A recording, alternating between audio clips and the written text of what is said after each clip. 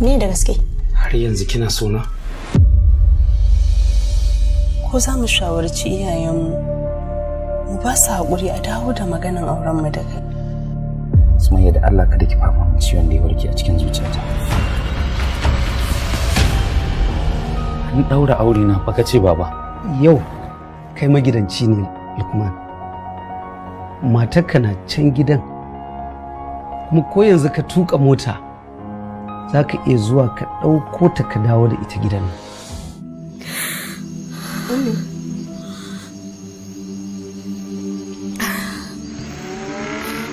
Kina dariya amma ga hawaye a idanki.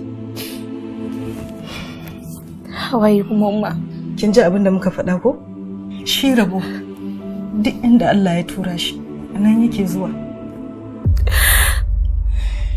Sumayya, wacewa suke yi kwakwalwa ta ce take son ki ba zuciyata ba.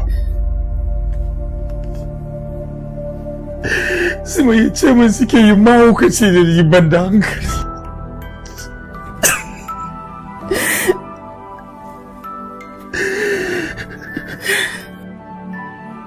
Sumayya, wallahi Sumayya ina son ki.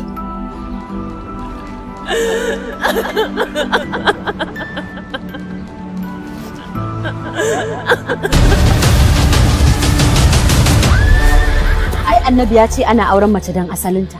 Ina asalin yake? Ya ce ana auren mace don kyanta. Ina kyan yake? Ya ce ana auren mace don kuɗinta.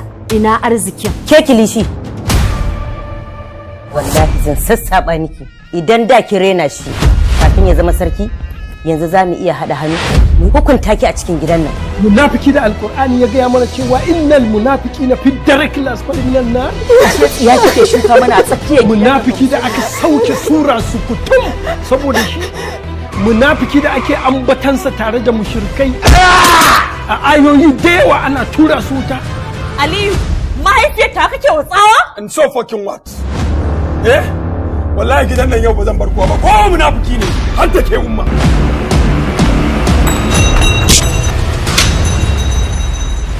Get out of this house.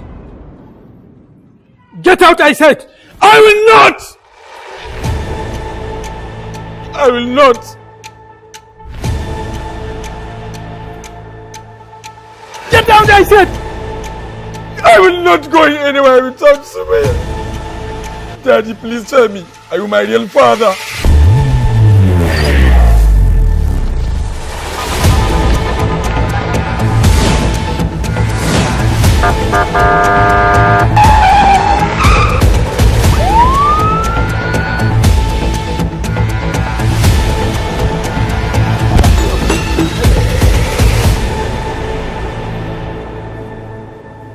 Me kake gidan nan?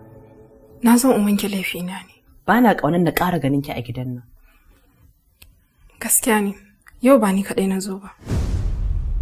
Ke da wa? Ni da raba gardama.